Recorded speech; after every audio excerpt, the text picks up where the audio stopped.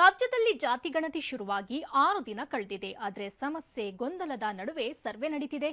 ಸಮೀಕ್ಷೆಗೆ ತೆರಳಿದ್ದವರು ಪರದಾಡ್ತಿದ್ದಾರೆ.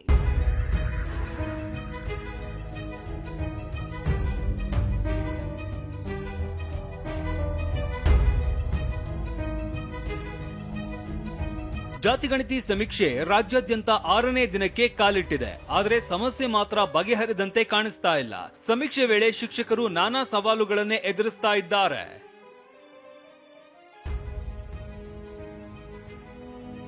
ಸಮೀಕ್ಷೆ ಮಾಡ್ತಿದ್ದ ಶಿಕ್ಷಕಿ ಮೇಲೆ ಸಾಕುನಾಯಿ ದಾಳಿ.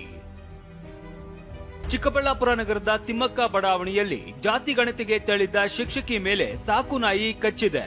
ಪಿಡಿಒ ನಾರಾಯಣಸ್ವಾಮಿ ಮನೆಯಲ್ಲಿ ಸಮೀಕ್ಷೆ ಮಾಡುವಾಗ ಸಾಕುನಾಯಿ ಕಚ್ಚಿದ್ದು ಶಿಕ್ಷಕಿ ಯುಆರ್ ರಂಜಿನಿ ಜಿಲ್ಲಾಸ್ಪತ್ರೆಗೆ ತೆರಳಿ ಇಂಜೆಕ್ಷನ್ ಪಡೆದಿದ್ದಾರೆ.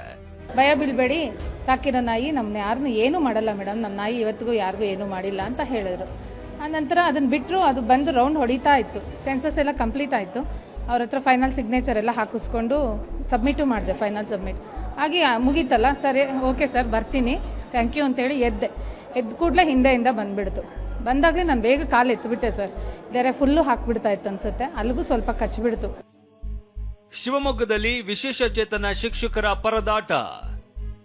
ಶಿವಮೊಗ್ಗದಲ್ಲಿ ವಿಶೇಷ ಚೇತನ ಶಿಕ್ಷಕರು ಪರದಾಡಿದ್ದಾರೆ. ಸಮೀಕ್ಷೆ ವೇಳೆ ವಿಶೇಷ ಚೇತನೆ ಸ್ಮಿತಾ ರಾವ್ಗೆ ಸಂಕಷ್ಟ ಎದುರಾಗಿದ್ದು ಮಗಳ ಸಮಸ್ಯೆ ಕುರಿತು ತಂದೆ ಲಕ್ಷ್ಮಣ್ ರಾವ್ ಕಣ್ಣೀರು ಹಾಕಿದ್ದಾರೆ. 3 ದಿನದೂ ಅವಳಿಗೆ ಮೇಲೆ ಒತ್ತ ಹಾಕಿದ್ದಾರೆ. ನೀವು ಅಟೆಂಡ್ ಆಗಲೇಬೇಕು, ಅಂಗವಿಕಲರಿಗೆ ರಿಯಾಯಿತಿ ಯಾವುದೇ ರಿಯಾಯಿತಿ ಇಲ್ಲ, ಅಟೆಂಡ್ ಆಗಲೇಬೇಕು ಅಂತ. ಈ ಬಗ್ಗೆ ನೆನ್ನೆ ಬಂದು ಸಂಬಂಧಪಟ್ಟವರಿಗೆ ಹೇಳಿ ನನ್ನ ಮಗಳು ಈ ಕಾರ್ನಲ್ಲೇ ಕೂರಿಸ್ಕೊಂಡು ಎಲ್ಲರೂ ಹೇಳಿ ನಾನು ಈ ಪರಿಸ್ಥಿತಿ ಬರೋಂಗಿಲ್ಲ ಅಂದರು.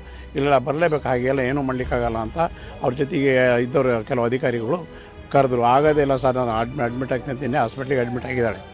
ದಾವಣಗೆರೆಯಲ್ಲಿ ಜಾತಿಗಣತಿ ವೇಳೆ ಅಪರೂಪದ ಘಟನೆ ನಡೆದಿದೆ. ಜಾಲಿನಗರದಲ್ಲಿ ಸಮೀಕ್ಷೆಗಾಗಿ ಕಾಯ್ತಾ ಇದ್ದ ಕುಟುಂಬದವರು ಶಿಕ್ಷಕಿ ರೇಖಾರನ್ನ ಆತ್ಮೀಯವಾಗಿ ಸ್ವಾಗತಿಸಿದ್ರು.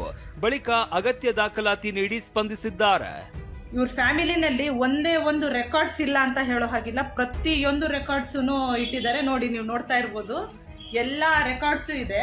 ಅವರಿಗೆ ಮಹಾನಗರ ಪಾಲಿಕೆಯಿಂದ ಈ ಒಂದು ಚೀಟಿ ಕೊಟ್ಟಿದ್ರತ್ತೆ. ಇದ್ರ ಪ್ರಕಾರ ಎಲ್ಲ ಜೋಡಿಸಿಟ್ಕೊಂಡಿದ್ದಾರೆ. ಕೋಲಾರದಲ್ಲಿ ತಾಂತ್ರಿಕ ಸಮಸ್ಯೆ ನಡುವೆನೂ ನಿನ್ನೆ ಒಂದೇ ದಿನ ಶಿಕ್ಷಕರು 10,000 ಮನೆಗಳನ್ನ ಸರ್ವೆ ಮಾಡಿದ್ದಾರೆ. Bureau report, TV9.